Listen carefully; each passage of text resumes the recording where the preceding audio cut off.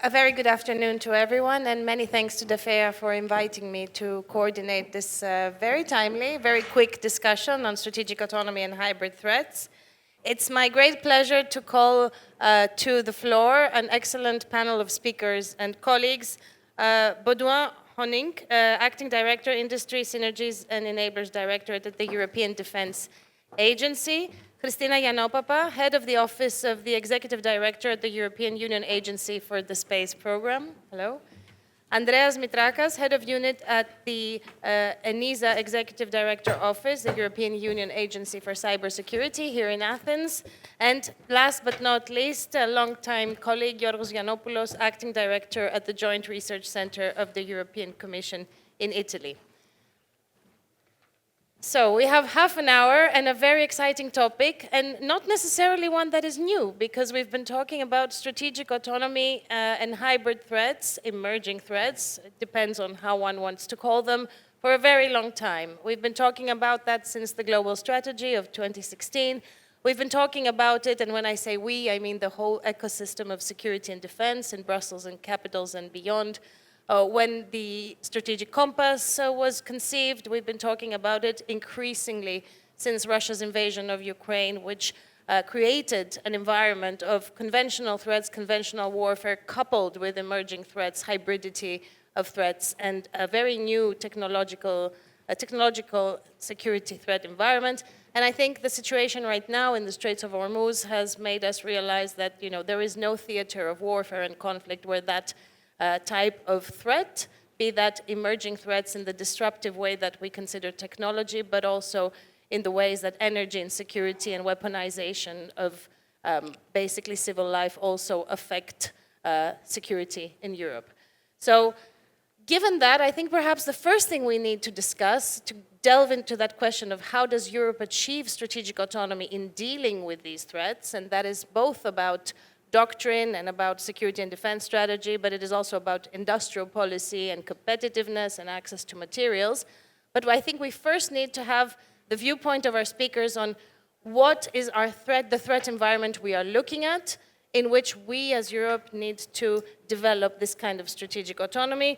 And Baudouin, I will start with you, because the European Defense Agency has been looking into these kinds of issues, particularly when it concerns technology, for a very long time.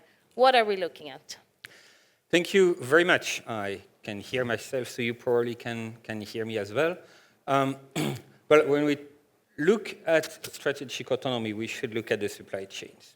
And the first thing is that, and it's not a threat, but in order to identify threats, you must know a threat to what. And supply chains are extremely complex for military equipment. The industry and the member states don't even know themselves very well their supply chain. They know their first level subcontractors, maybe the second level, but below that, it's a little bit of a mystery. Critical raw materials has been mentioned quite a while, or is mentioned quite a while. How do we reshore critical raw materials? Well, when they are produced in Africa and treated in China. 95% of advanced microchips are being manufactured in Taiwan. Could we rebuild that industry in Europe? Probably. For critical raw materials that are not in Europe, probably not. And what about then the threats? The threats all depend from that supply chain, and we must first have a good view of how those supply chains work and what threat could there be. I was just talking with my colleague panelists. There are databases where the cargo of all shipborne transport are recorded. You can access those databases by paying a fee. That means that if terrorists would like to disrupt the flow of critical raw materials to Europe, they could simply by accessing databases and attacking civilian ships, who, by the way, all pass through straits, and straits are very easy to block or to paralyze. You mentioned the weaponization. We've seen it with China. When the US said we're going to stockpile gallium, China said, oh, okay, fine, but then we impose a ban on the export of gallium whilst you're trying to do your stockpiling. So in terms of threat, we are facing such a wide range from legal, political threats, even inside Europe, legal threats. If you ban a certain fertilizer, and that could cause cancer, if you ban its production, be aware that a part of it is used in manufacturing ammunition, and that we don't have an alternative at this stage. So we are even producing our own threats sometimes.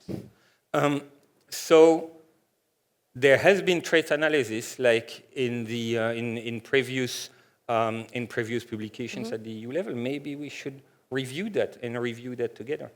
Indeed, and a question that I think is circling around many heads: when and how should we have the next threat analysis, and how to prioritize those threats? So I'm hearing from what you said that this threat environment is, among other things, about supply chains, it's about resilience, it's about critical raw materials access, it is about fast transport. This is very important. We just heard the representative Terna talk about military mobility. I will say dual-use mobility, extremely important.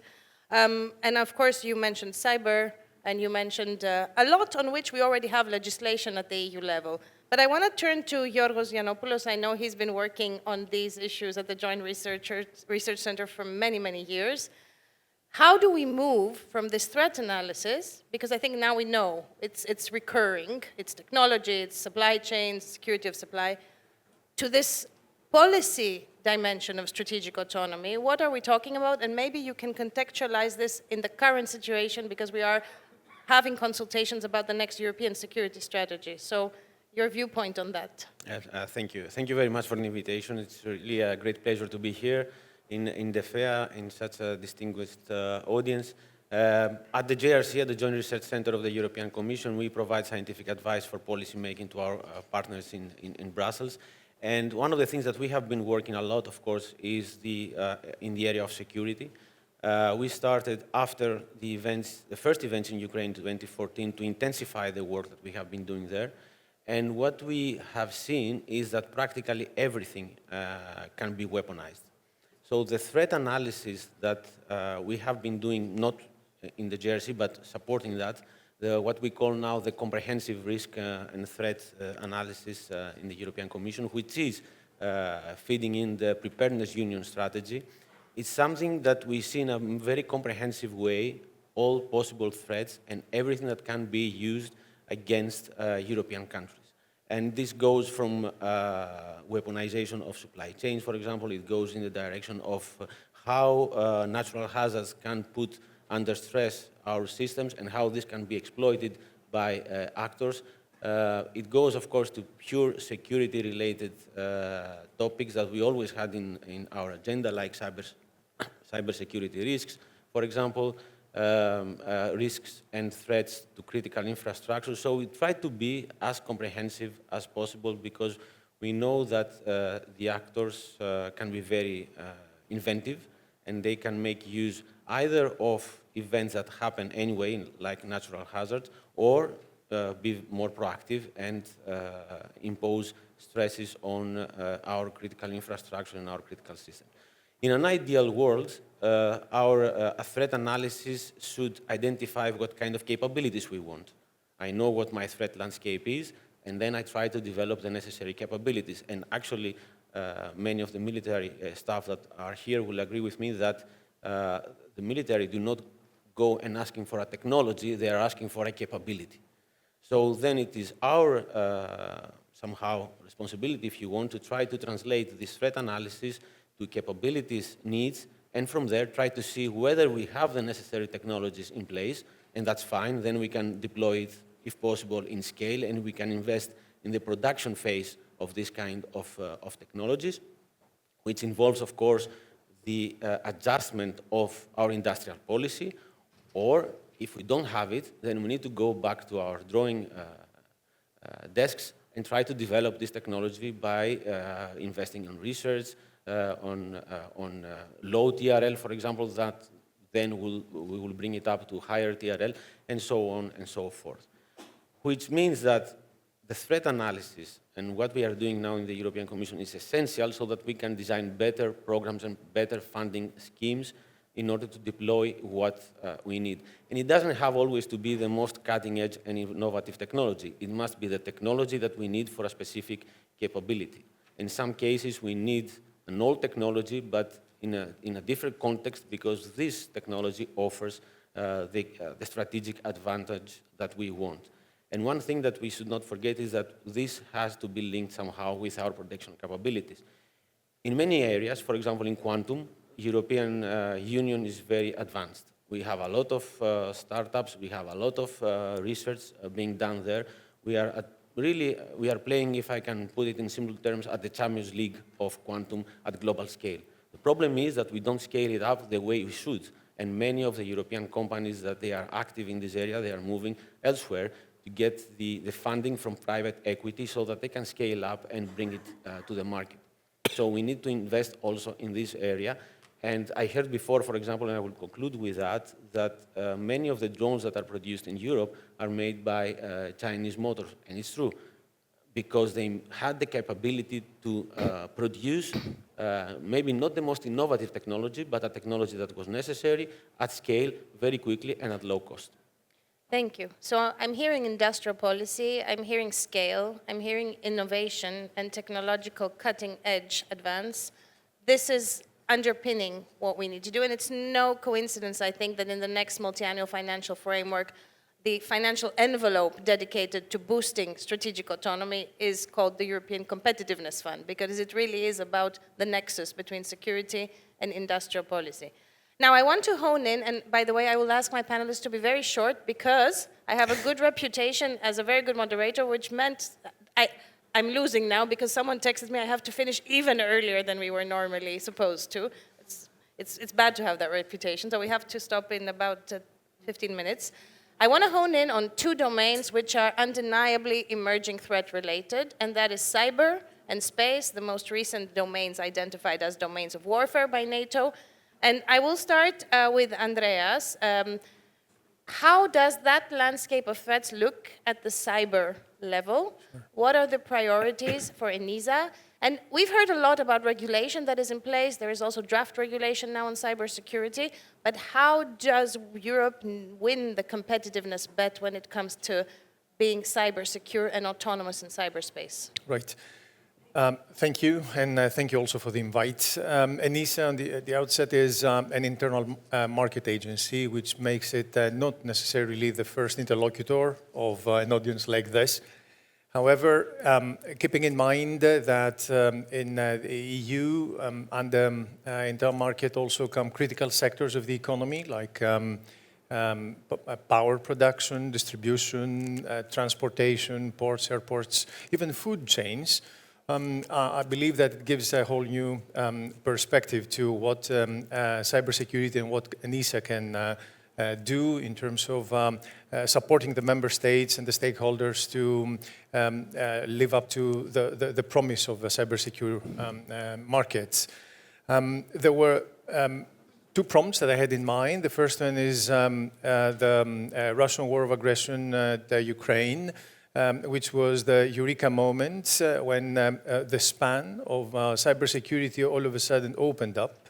Why? Because before, in terms of internal markets, providing operational support services was off limits. That was the capacity belonging squarely to the member states.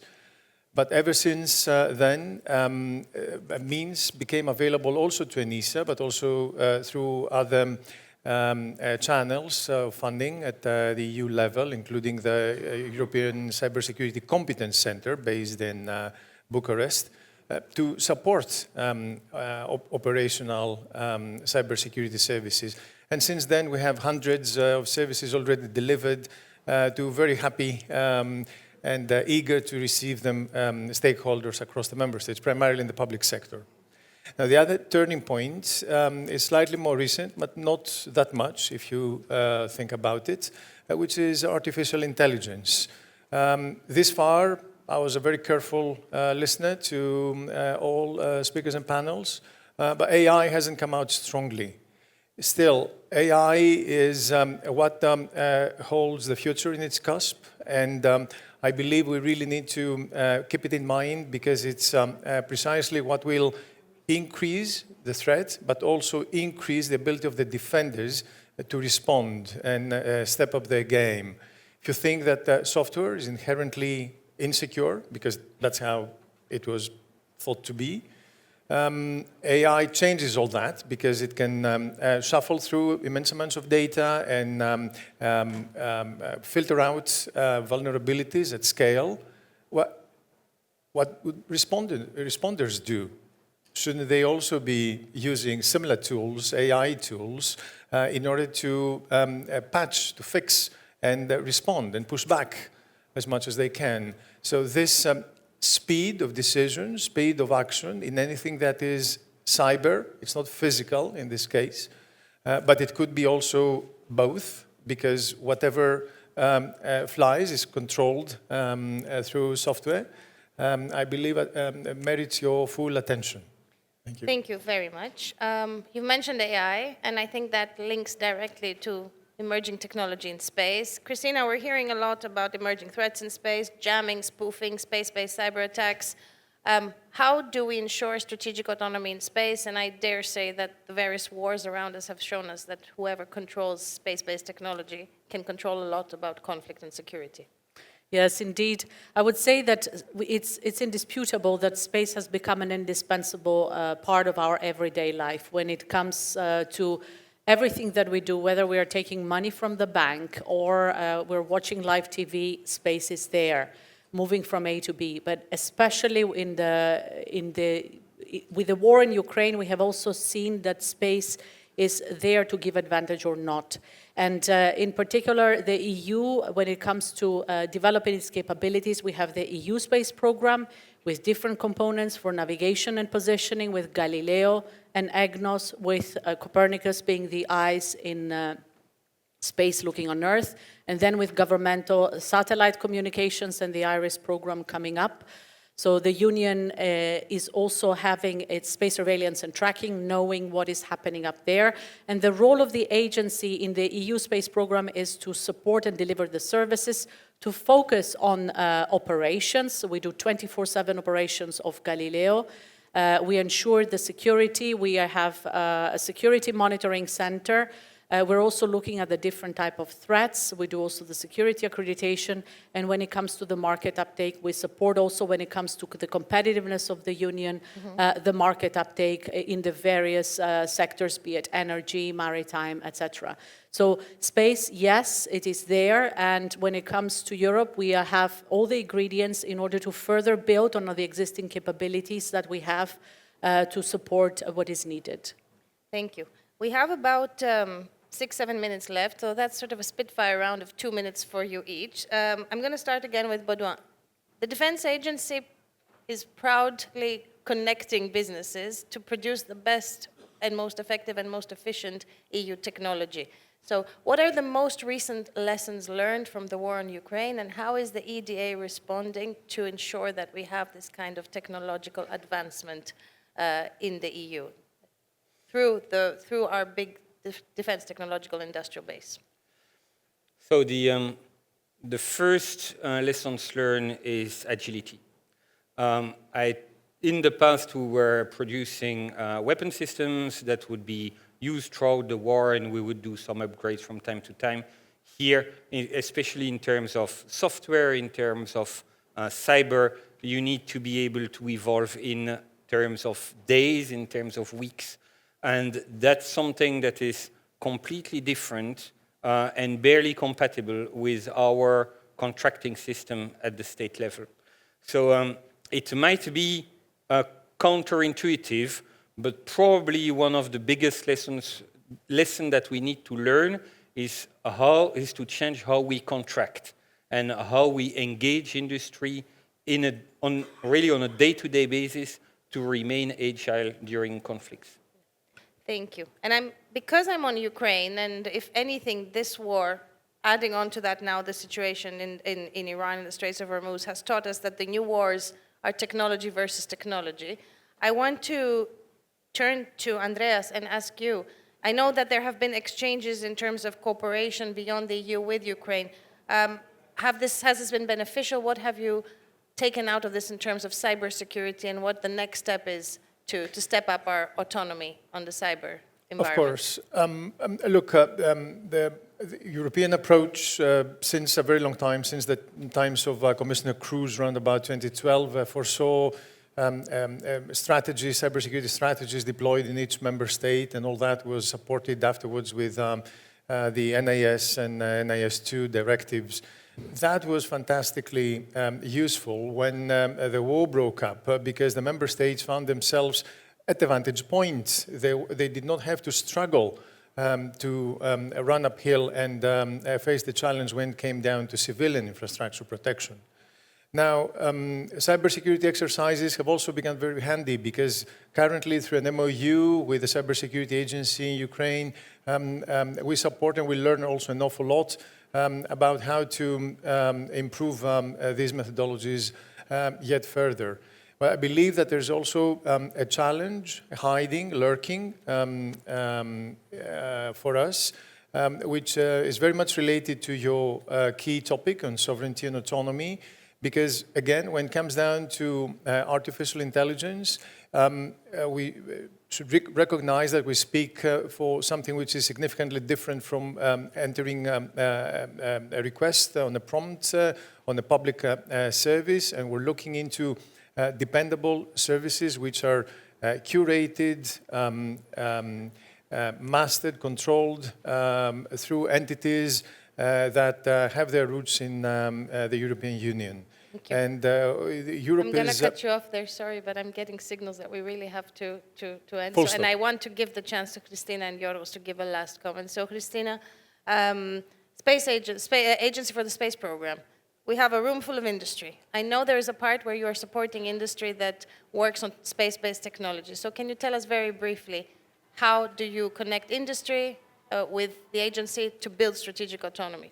Yeah, absolutely. So basically, the European Union Agency for the Space Program, from the entire budget that it is in this current programmatic period, a very 9.5 billion is delegated to EUSPA to manage that, and this we give back contracts to industry in order to do our operations, to do our security, and to give, let's say, to the industry funds for market uptake. So our competitions are always open. We try to get the best talent because we are based on the competitiveness. In certain of the competitions, we also have dedicated clause for SMEs, as it is with the EU competitions. So I think in Europe overall, we have all the talent, and space is a market which is growing, is expected to grow over the next couple of years as well. So I invite everyone to look at our website in EUSPA and see what opportunities are there, and to join us in our industry days as well, which we explain how we do different business than other agencies and entities. Wonderful. And last but not least, I see the keynote speaker is already in the room, and we are the panel that has the task to shrink ourselves so that we give the floor to our keynote speaker. And Giorgos Giannopoulos, final word, the brains behind the strategic autonomy concepts implementation is the Joint Research Center and a network of other research parts of the EU. So moving from here to the next step in strategic autonomy, looking to 2030, what is the one key priority that the EU should have to ensure that we can counter emerging threats in an autonomous manner? I think that that's the 1 billion euro question, not I wouldn't say 1 million euro question. And it's extremely difficult. I think so, even more. And I think it's very difficult to define one priority. I think that at the end of the day, we should continue updating our threat analysis, and this is something that we are doing now also for developing the security union strategy, which will come very soon. But at the same time, all the gears of the mechanism should work together so that this is translated into something actionable, whether this will be research, because we are lacking some technological elements, we have some gaps, or whether it should be on industrial policy to ramp up production and bring back production, actually, to achieve our strategic autonomy. So I think we cannot work only on one in one dimension, but we need to have this holistic approach from the threat to the industry policy, from threat analysis to industry policy, so that we can address our gaps, which of course are quite a lot, I would say. Nevertheless, I think that if we see how the landscape has evolved in the EU, how our global strategies were in the past, security strategies, how they were developed, what was the objective, and where we are today, I think we made a huge step forward, and we accelerated a lot our pace. So I'm expecting also that we will have an accelerated pace in all these actions until 2030, and I'm pretty sure that maybe in 2030 in the same room, we will have a different kind of discussion, much more positive even. Thank you very much. Thank you all of you for keeping to time, for making such good points, really on the dot. Preparedness, resilience, foresight, threat analysis, competitiveness, industry. I think these are the buzzwords we remain with. And thank you very much to the audience for your attention and the organizer for organizing this panel. Thank you very much.